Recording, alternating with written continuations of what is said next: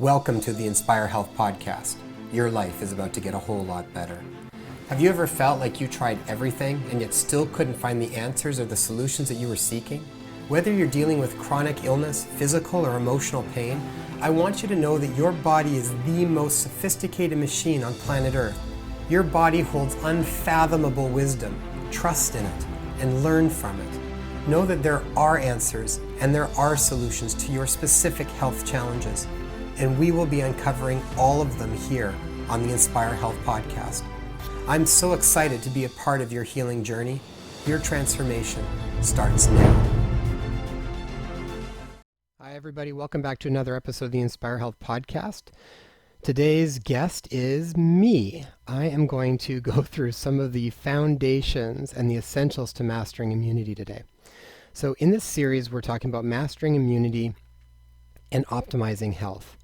I think this is a very appropriate topic given what's been going on for the last several months, because this is on everybody's mind. How do I build a robust and strong immune system? So I decided to contact a number of experts, and I'm going to break down a series of different pieces that I think are really foundational for getting everybody's immune systems incredibly powerful and strong, so that we don't have to be so worried about everything that's thrown at us from our environment.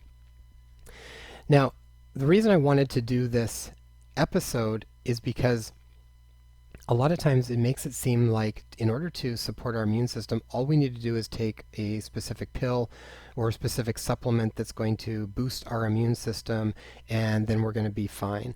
And the reality is that in order to really create a powerful immune system, just like it is with almost anything in health, it's a system. We have to tap into the system and get all pieces of that system working properly. And you can't just cherry pick specific areas and think that then we're going to have a profound effect on it. It doesn't work like that. We have to look at the whole person, and we have to build up these different aspects of the system so that everything works really well. And then ultimately what we're doing is we are clearing out any blocks to that innate healing capacity that the body has. And that's what we're always trying to do with anything to do with health. But there are many things that we do that create blocks in it. And when we're blocking it, that's when we start to run into troubles. And our immune system starts to go awry. So let's go through all of this today, and I'm going to give you an overview, and then I will be going through in more detail some of these things in future episodes within this series. And you will also hear other experts where we will dive into specific parts about this and really pull out some of the nitty-gritty as far as what do you actually do to make it work. So I want to start off by a debate that went on back in the 19th century France. There was basically two theories that were predominant on trying to figure out how did disease develop.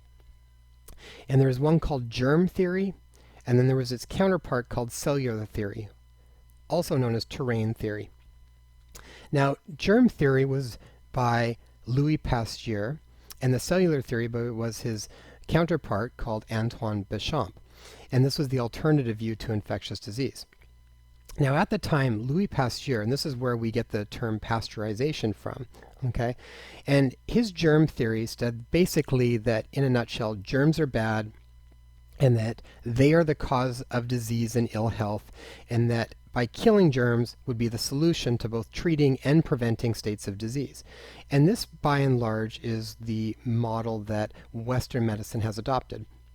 And this is why there's this almost germ warfare that goes on. We look at germs as being scary, as being bad. We have to protect ourselves from them. We've developed antibiotics, we've developed antivirals, we have vaccines, all these types of things to basically try to protect us from these germs. Now, there's definitely some truth around that too. There are certain things that we do have to be aware of, and there's a place for interventions in regards to germ theory. There's a time where we do need things like antibiotics, for example. But what I'm really interested in, and this is where we actually take control of our health, is when we look at the theory by Antoine Béchamp.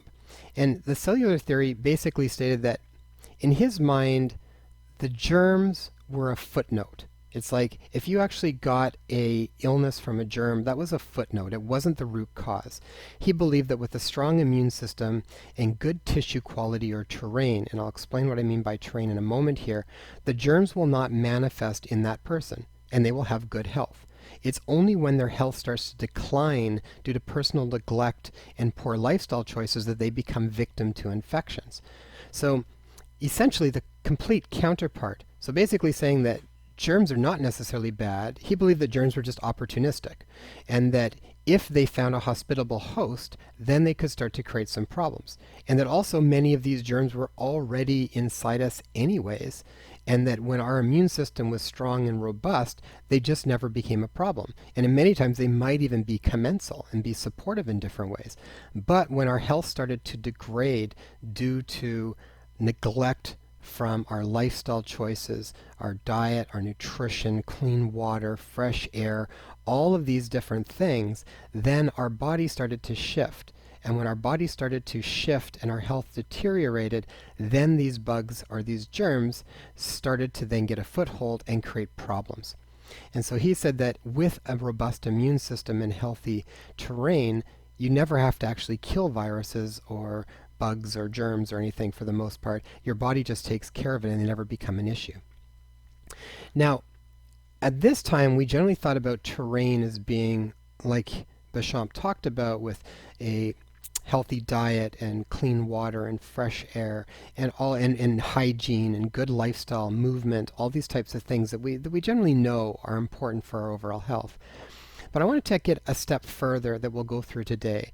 And terrain is not just your physical terrain. When we talk about either your bioterrain or your gut biome, and we talk about all the physical aspects of terrain, I want you to also think about this as a vital body terrain, which has to do with the energetics of the body. It has to do with our feeling states, how our emotional states on a regular basis. I want you to start to think about it from a mental body, which means the environment of our thoughts. What are we thinking of? What are we surrounding ourselves with all the time? What are we hearing? How are we thinking?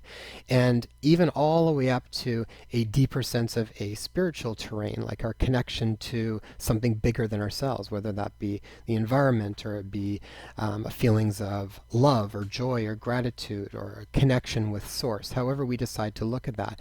But ultimately our terrain is all parts of ourself. And we have to be able to look at all of these different aspects if we really want to get everything pulled together and open up the doors to optimal health. What's really interesting is it has been said, and I can't confirm this, but I've checked this many times throughout the net and resource to try and find where this came from. But it's been said that at the end of Pasteur's days, he actually said that the germ is nothing and the terrain is everything. Now, whether that was Louis Pasteur that said that, or it might have been one of his colleagues at the time too that ended up saying that, the idea is that we have a lot more control over our health than being at the mercy of what the environment throws at us. That's the most important thing that we need to fine-tune if we are going to make ourselves resilient enough so that we can withstand whatever the world throws at us. For some people, this might be a very new thought, but the reality is it's actually a very old thought. And what we're going to do is, in order to start to embrace this idea and figure out how do we start to now build resilience, how do we build this powerful terrain so that we're not a victim to our environment in so many ways, it requires a paradigm shift in thinking. So it requires a shift in thinking of just trying to prevent disease, trying to prevent ourselves from getting ill. And instead, we need to start thinking about how do we actually actualize our true full potential as human beings. So think about that for a moment. There's a big difference between just trying to prevent yourself from getting sick versus stepping into the full potential that you have as being a human being. This is what we call our true potential. I think of it like this. It would be like a sporting event. So if you had a basketball team and their goal was just to not come last, right? Versus their goal of winning the championship. Very different perspective, very different way in thinking to do that. or to have enough money to just not go bankrupt or to just try to get ends to meet, versus having an abundance of wealth that you can do a lot of the things that you feel like you would like to do. They're very different ways of thinking, and for the most part, we're not used to thinking like that. In many ways, we look at things to try and prevent disease. And even from a naturopathic perspective, we talk a lot about disease prevention. And that's important, but there's a different way that it feels when you start to think about just preventing disease versus stepping into actualizing your true potential.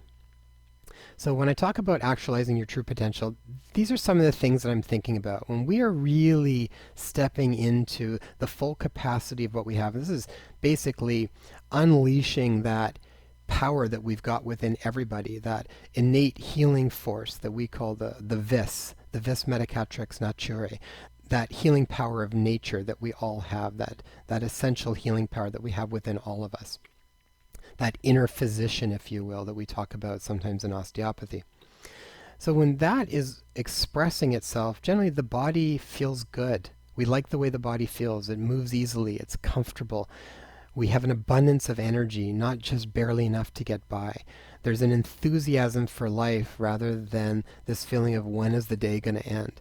And I'm not saying sometimes that doesn't happen, but this is what you want to be able to feel more of. There's also a feeling of purpose. Right? This is a feeling of purpose is incredibly powerful. It's almost like that will to live. That can be the turning point for many people when illness does hit. If there is a feeling of purpose and a will to live, something that they were striving for, that makes a huge impact on their ability to recover or not. Actualizing your true potential means that you're comfortable in your own skin. You actually like, not even just like, but you love who you are, right? You're enamored with who you've become. You have feelings of optimism rather than constant feelings of pessimism. There's a general feeling that the universe has your back versus that the universe is out to get you. And we have this authentic connection back to intuition. And this is really important. I feel like our intuition is that sixth sense that we were all given. It's that guide that tells us what things are working or not working, when that keeps us safe. And it's something that has been discredited over and over and over again over time. And the difference is that when you connect to your intuition, you want to be able to act on them rather than push them aside or rationalize them away. To me, I think that the most powerful intuition that we will ever see is usually that mom's intuition. And my practice for quite a while was primarily a pediatrics practice. And I saw a lot of moms coming in with their kids. And there is so many times where that mother would come in with their child and they knew something was off. They knew it. And they had taken them in and out to many specialists, to doctors all over the place. And the doctors kept saying that everything was fine, they were normal, just keep steady, things will change. And something inside them just knew. And they didn't give up. And they kept looking, and then they eventually figured out and they found what was there. They found the right people to help them uncover what it was that their instincts were telling them. Mom's intuition is such a classic example of that, though. I mean, moms know, and dads too, but there's a different connection initially with mom and the child. And moms just know. There is a gut instinct that they know. But part of what happens is, over time, that gut instinct has been discredited, and then we start to not listen to it so much anymore. If you get told several times enough, oh, you're just being emotional, or you're not thinking straight, you're not being logical. I get that to some point, but I think what's happened is that now we've taken logic over our instincts and our feelings. And I feel like what we need to do is we need to get back to that inner sense of knowingness that we all can connect with if we slow things down enough and really start to feel what feels right for us and what doesn't. The other thing that goes with actualizing your true potential is this deep understanding that your life matters, that you're important, just as important as anybody else on this planet. And it's the consciousness of every single person on this planet that raises the level for everyone. So the best thing that we can all do is keep working and growing and developing as individuals. And that's what raises the level of the sea. And I think that the most important thing here at the end of it all is that there's a recognition that growth and development of the individual is of the utmost importance for ourselves and others, and that's ultimately what makes the biggest impact on the world. So even when illness arises, there's often lessons with all of it. Even when all of the crappy stuff happens to us in our lives, there's lessons in with all of it. And if we are coming from that place of connecting to that true potential, then we start to look at it, we start to work with it, we start to evolve with it, and we grow. And that's ultimately what I feel the purpose is for us even being here.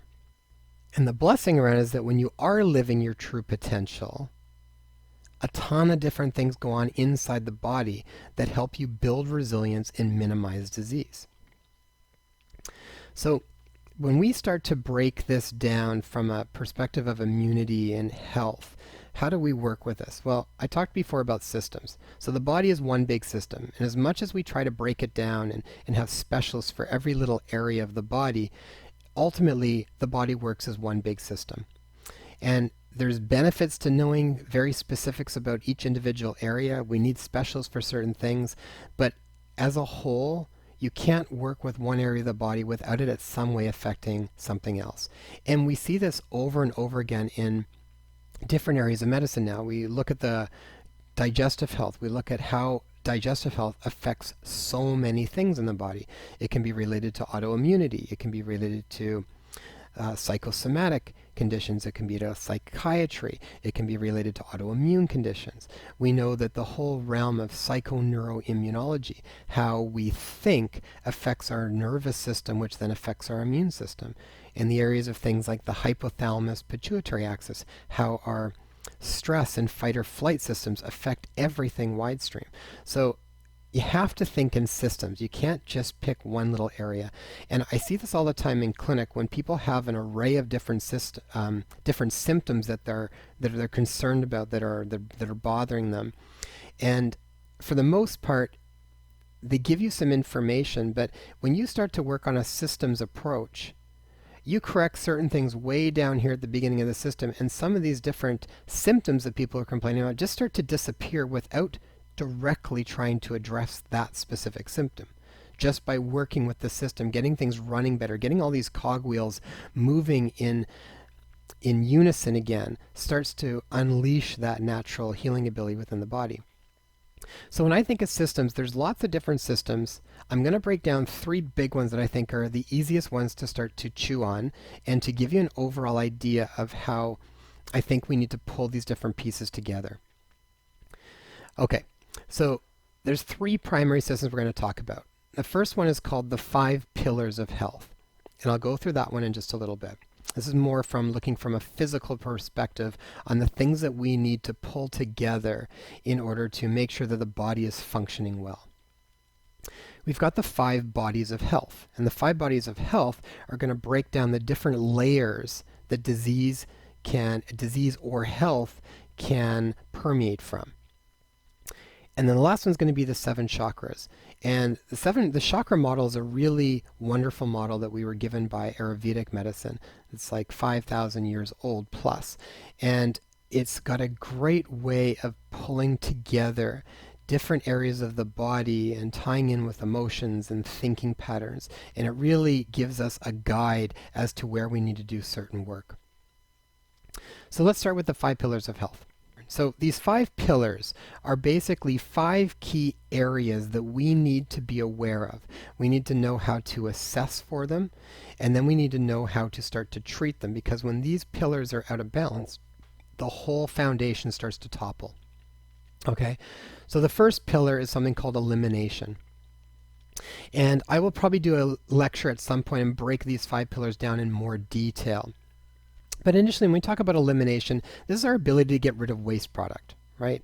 We're constantly taking in stuff from the environment. We're taking in food, we're taking in air, we're taking in water, liquids, all of these different things. We're taking in other people's feelings, other people's emotions. We've got mirror neurons that directly make us feel and connect with other people. There is a lot of mirror neuron stuff going on over these last few months. There has been a lot of turmoil in the world, and people are picking up on this left, right, and center. So elimination is our ability to, once we've taken things in, can we get rid of the waste? Can we get rid of the stuff that's no longer serving us? So we might look at that from a physical level of like, are our bowel movements moving okay? Are we constipated? Do we have diarrhea? Are we urinating properly? Are we sweating and getting and detoxifying from the skin? Are our detoxification pathways working well? That's elimination, and that's a foundational one. We need to make sure that that's working well, otherwise a whole lot of stuff can go wrong. Anybody that's had constipation for a chunk of time knows how much problem that can create pretty quickly. The next pillar is called assimilation. And assimilation means once we've taken in certain food, so we're taking in certain food, or, I mean, you can look at this from many levels. This is primarily looking at it from a physical perspective, but when I'm looking at these pillars, I'm still thinking them from a mind, body, spirit perspective. Assimilation means when we take something in, are we able to break it down and utilize it? Now, this could be anything from as simple as when we're taking in food, can we break down, do we have enough digestive fire to be able to break food down and extract what we need from it? Get those core nutrients that we need that our body thrives on and is essential for a robust immune system and for optimal health. Some areas where people run into problems with this is often with digestive insufficiencies. When we think of things like leaky gut or low stomach acid or poor pancreatic enzyme or enzyme deficiency, all of these things make it hard to break foods down and then extract the nutrients that we need from them. Now, I would take this to the next level, and I would say this could be even from things like advice. Are we able to take in that advice from other people or from our own life experience? Are we able to assimilate what we've just experienced, break it down, and then extract what's useful from it, and then eliminate what's not? Then we talk about immunity. Immunity is one of the pillars. And now immunity, for the most part, is actually dependent on all of these other pillars. If any of these other pillars are not working properly, immunity is going to be compromised. When we think about immunity, these are things like, are we dealing with allergies? Do we have a overreactive immune system in many ways? Are there problems like autoimmunity, right? Immunity also can be related to adrenal issues, thymus issues, thyroid problems. All of these different things can dramatically affect immunity. One of the big ones, I think, is that people, for the most part, live in fight or flight right now. People are just overstressed and burnt out. And now this could be because of some of these other pillars, but a lot of it has to do strictly with just how we are living our lives. And lifestyle habits now are causing an array of different problems. So when you're living in fight or flight all the time, your adrenals start to go out of balance. They're firing all the time. High cortisol starts to suppress immune function over time. So we start to run into these different problems. We run in fight or flight mode, which is not designed to be our default pathway. We need to get back to being more in rest and digest, and that's when our immune system starts to function properly. One of the other pillars is called regeneration. So this is basically, are we able to heal when something goes off? There's always this process in our body of breaking things down and then building things back up. We need to have the right building blocks for regeneration. We need the right amino acids. We need the right macronutrients with healthy fats and complex carbohydrates. We need to have all of the building blocks for them. We need to have all of the right nutrients. We need to have our assimilation pathways working well so that we've got all the building blocks to regenerate tissue. Can we regenerate ourselves on a cellular level? And this interplays with many different aspects. Not only does it just play in with nutrition, but it also plays in again with our how we feel on a regular basis, the emotional content that we are immersing ourselves in day to day. When we get into the 5 bodies, I'm going to talk a little bit more about the vital body, but it essentially is this blueprint for the physical body. And if something is off there, we just don't change the blueprint. We just keep making the same problems over and over and over again. And then the last pillar is oxidation. Oxidation is basically the process of aging, and it is the process of rusting. So if you cut an apple in half and you sit it on the table for a while, what happens to it? doesn't take too long, and next thing you know, you start to see the browning taking effect, right? This is oxidation. As we get older and we tend to oxidize, and you're getting wrinkles and things are changing, most of that is this aging oxidative process. And life in general is oxidation. Every time we're breathing air, that's going to be a part of oxidation. And we need to create a balance. We need to be this balance of how much oxidation is happening, which is more like free radicals, versus how much can we counteract that with lifestyle and with certain things like antioxidants and whatnot. But there's a balance. Too much creates it's like exercise. Too much exercise increases oxidation, right?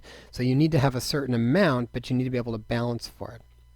And so this is one of the other processes. This is a cornerstone for disease, is free radical load on the body. Now, part of the problem is that through diet, lifestyle, stress, all these different things that are going on that are current in our world today, oxidative load is substantially higher than it ever has been.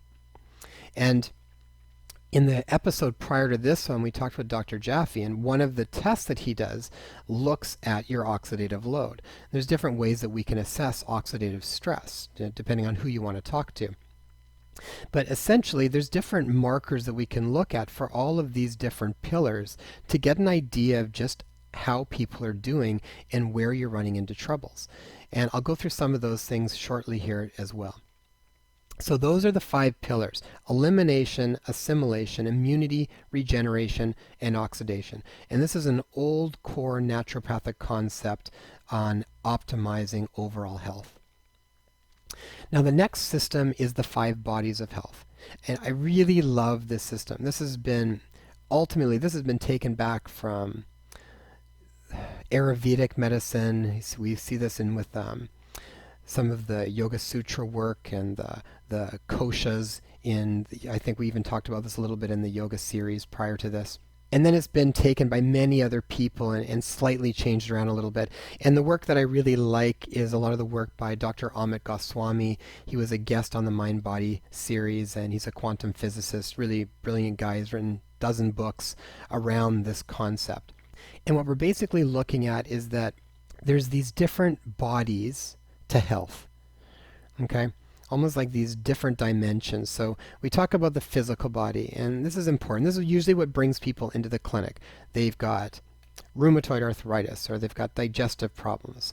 They've got an ache or pain somewhere, or they've got chronic colds, or whatever it might be. That's the physical body.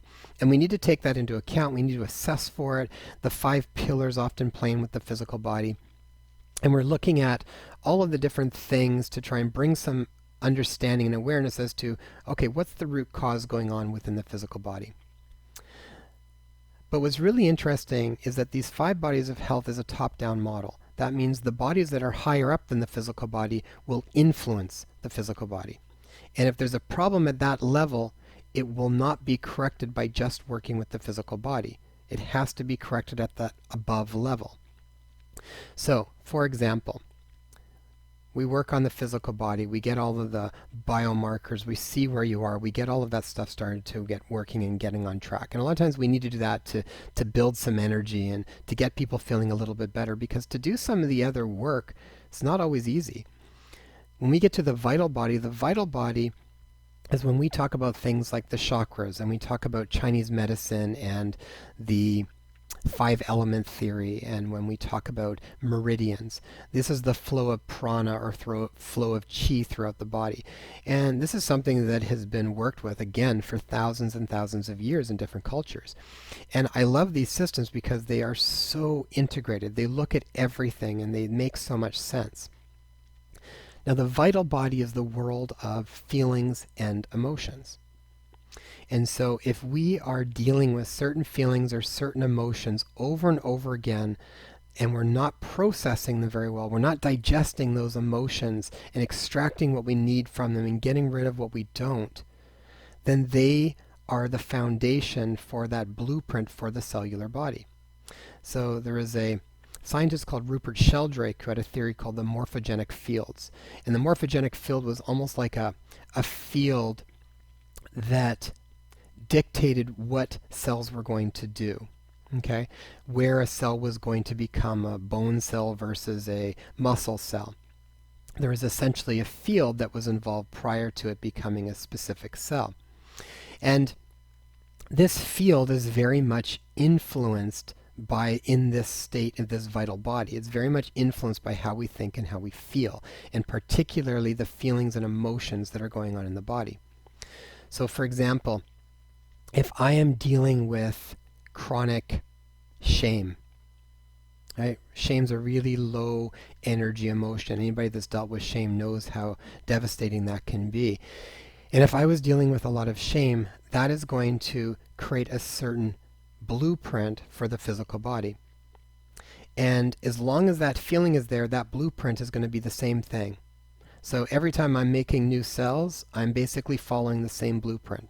And I'm going to keep running into the same health problems over and over and over again until I can change that blueprint. And changing that blueprint means that I need to process and be able to shift the way that I'm feeling and the emotions that are attached to it.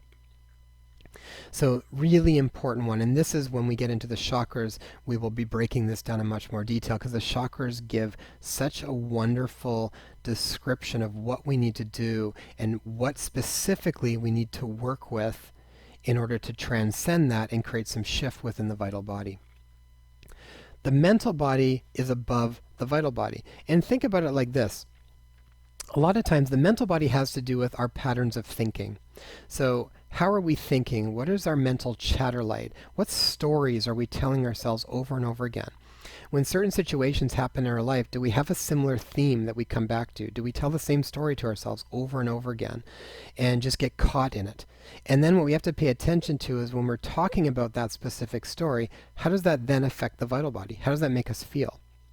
Many times the dialogue that's going on in our head is creating a very specific feeling in our body, and that feeling in our body is then creating troubles within our physicality.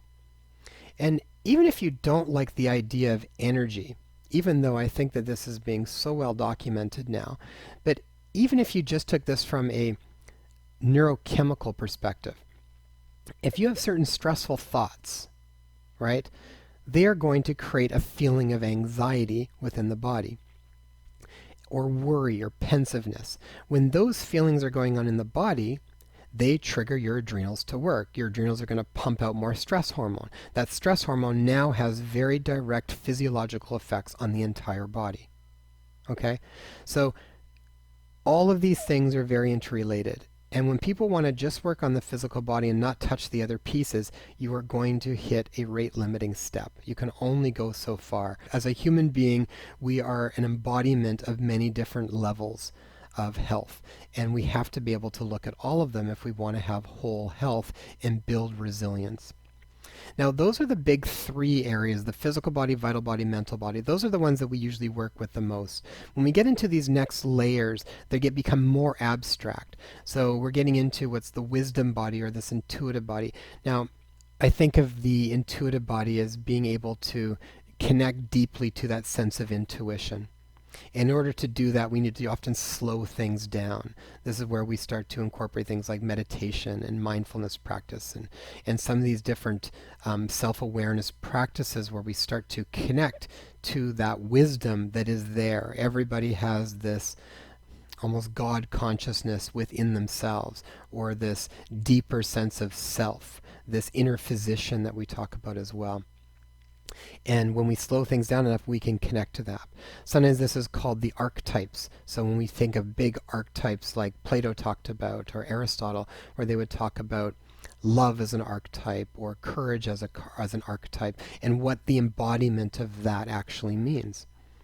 And then the bliss body is literally this direct connection to what Irvin Laszlo would call a spiritual experience. And so sometimes what happens is that people sometimes have these near-death experiences, or they're just awestruck by the beauty of nature, or whatever it might be, and they have this really powerful transformative experience. And that is the world of spontaneous healing. That is where things can instantaneously shift for people when they have this spiritual-like experience.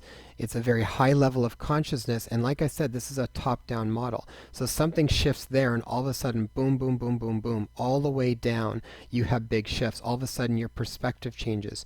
You see the world from a very different light. You wear a different lens on how you see things. Maybe you were stuck in a place of anger and frustration for a long, long time, and then all of a sudden, you had this experience where the veil was ripped away, and you saw the truth, for whatever that might have been, but it allows you to then see the world from a very different viewpoint. So instantaneously, your thoughts start to change, and then your feelings, because of those thoughts, start to change, and now you've changed the blueprint for the physical body, and now the physical body starts to change.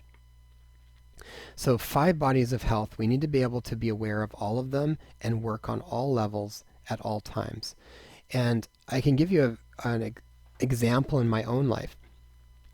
There was a period of time probably about 8 or 9 years ago now, 8 years ago, I think, and I had all of a sudden got this really awful left shoulder pain. And this left shoulder pain turned into complete numbness and tingling of my left arm.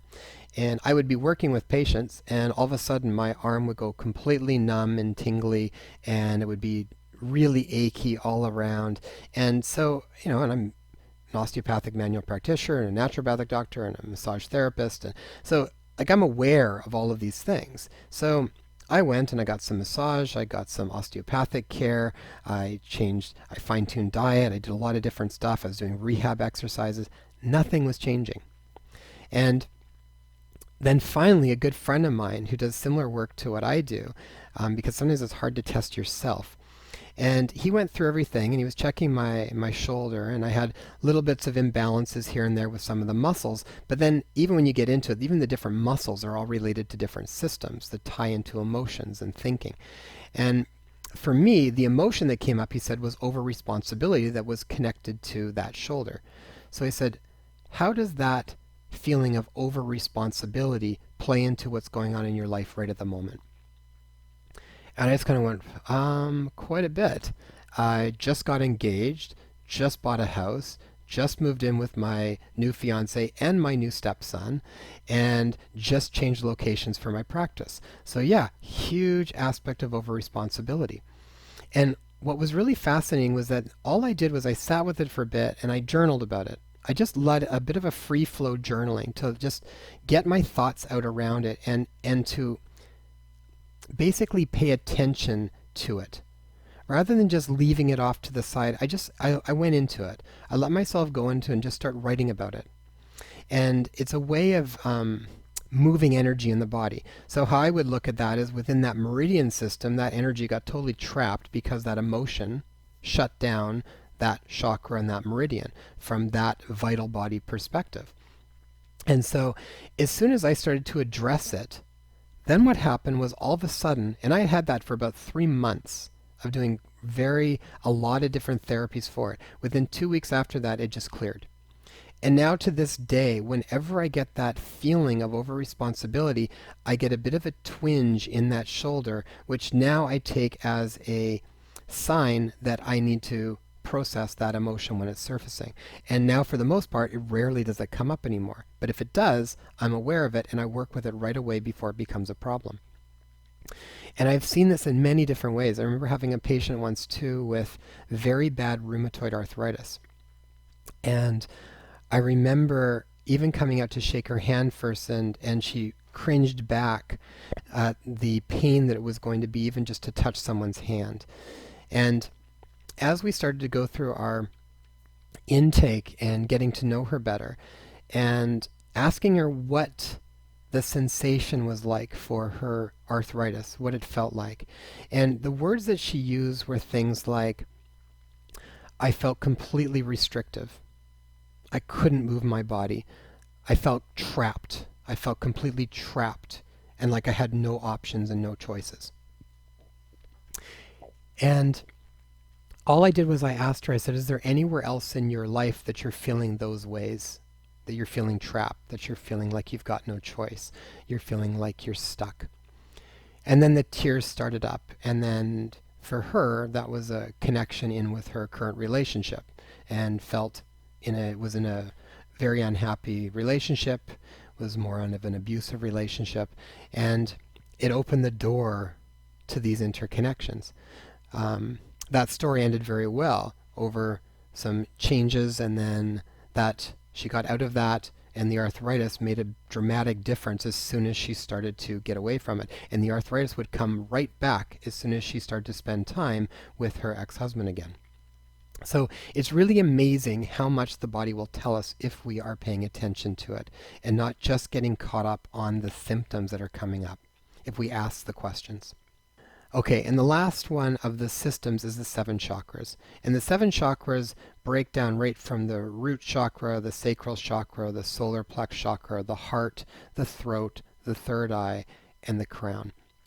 And the chakras are basically the vital body medicine. All of the chakras relate very specifically to different organs and different hormones and different tissues in the body, and they have very specific themes around thinking and emotions that we need to work with. There's basically always 2 sides to an emotion. There is an egoic way that we look at it, which is kind of where we get stuck in our patterns and our habits around certain things. So it'd be if I got, like say for the heart chakra, one of the main things is that the heart chakra it can slow down or it can stop spinning the way that it's supposed to when we get stuck with something like romantic lost love. You know, when we've been hurt in a romantic relationship, jealousies, things like that. Those types of things can affect and shut down the heart chakra. And the transcendence of that is moving to out of an egoic way of sort of a limited view of how we're feeling to a more expansive, open view of what that can be. And that would be the progression to more of a unconditional lovingness. And there's different ways to work with these things, but when you start to get symptoms in specific areas, they almost always relate back to these different chakras. And then from the vital body perspective is, now what do we do with it? So we ask ourselves these questions. Is there any of this stuff that's holding true for me? Is there any of this stuff that I'm holding on to? When I think about certain situations, do I still get that twinge of emotion that's there around it? Or do I feel like there's a softness around it and a letting go-ness around it that I'm able to work with?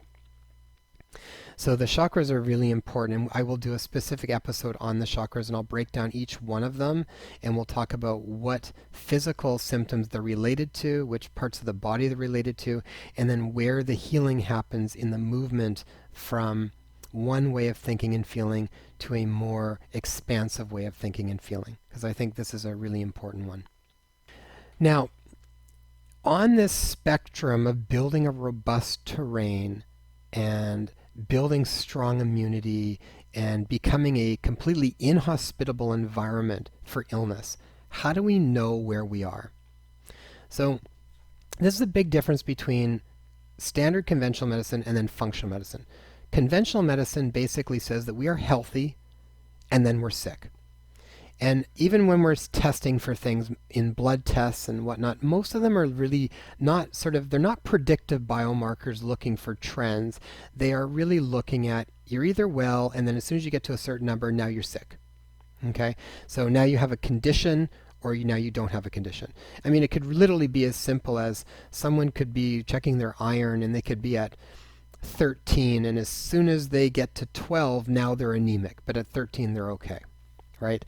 So when we look at from a functional medicine perspective or an integrated medicine, there's a range, this yellow zone between health and sick that we call this functional zone.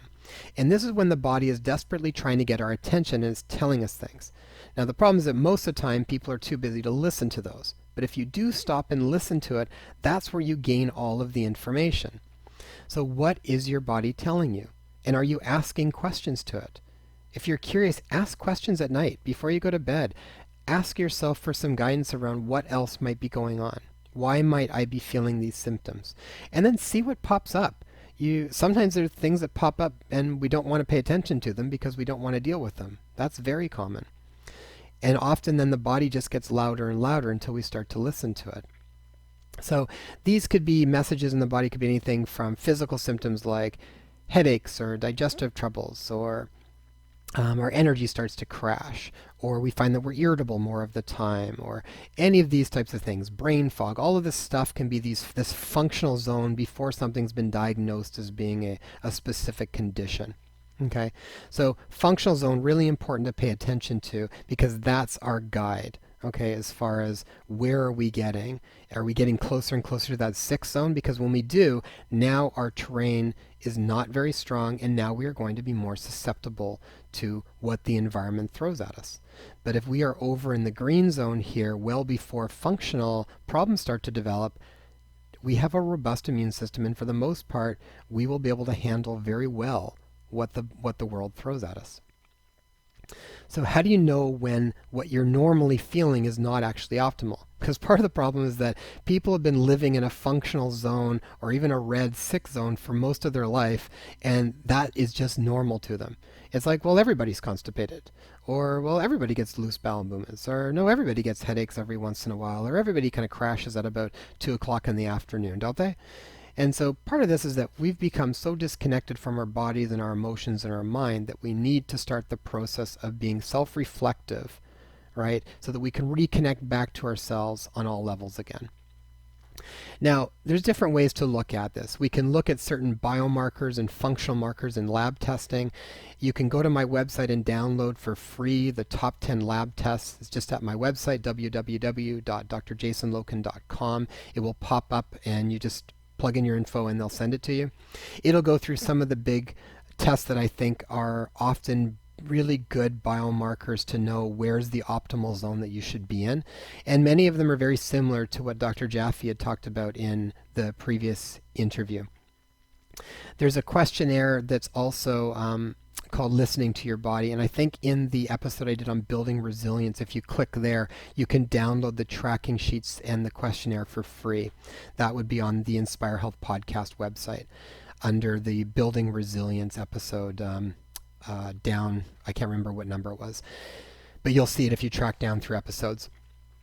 And daily food journal tracking, really important. Track your diet and see how you feel at the end of the day. Track your diet, see how you feel at the end of the day. Look, just make notes on things like energy, mood, physical symptoms, and then bowel movements. Did you have bowel movements every day? Were they loose? Were they hard? Were they uncomfortable? Just get to know your body. Stop, slow down, and pay attention to it. Also within that tracking form is something called the 10 determinants of health that I use. And this is just 10 key areas to take a look at and see if you are falling into optimal zones. The more that you are in optimal zones, you have built a very robust terrain and you are on the right track.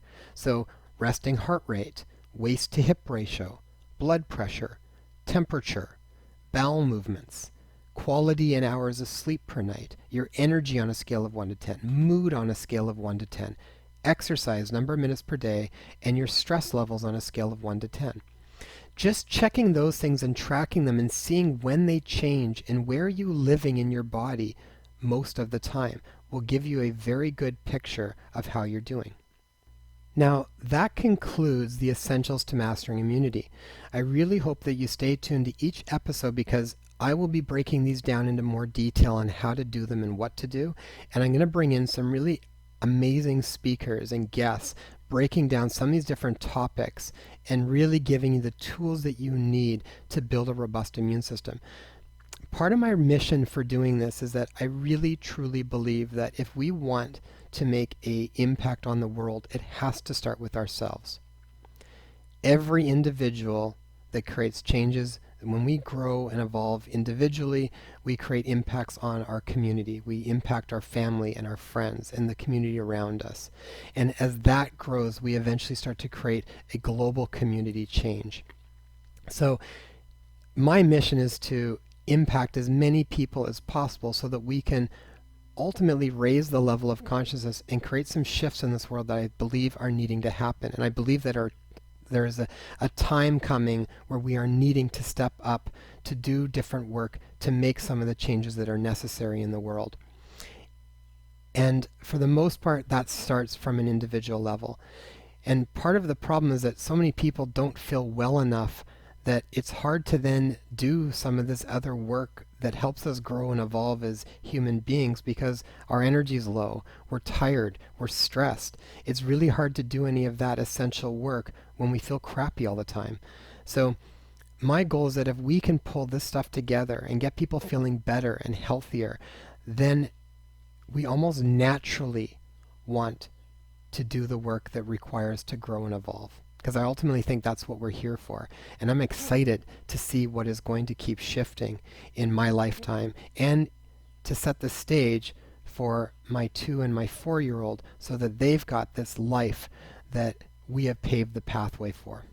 Thank you so much, and I'm really excited for this series, and I hope that you guys learn a ton from it. Well, that was awesome. Thank you so much for taking the time to invest in your health and well-being. Since this podcast is brand new, reviews and subscribers are so vital for us to get off the ground and share this really important information. So if you found this information valuable, please post a review and subscribe to the podcast so you'll get our newest episodes. Also, if you know of someone who would benefit from this, please share it with them. You can also find us on Instagram at #InspireHealthPodcast. If you have a question that you'd like to be addressed, direct message me on Instagram or leave a comment on one of my posts. I would love to hear from you.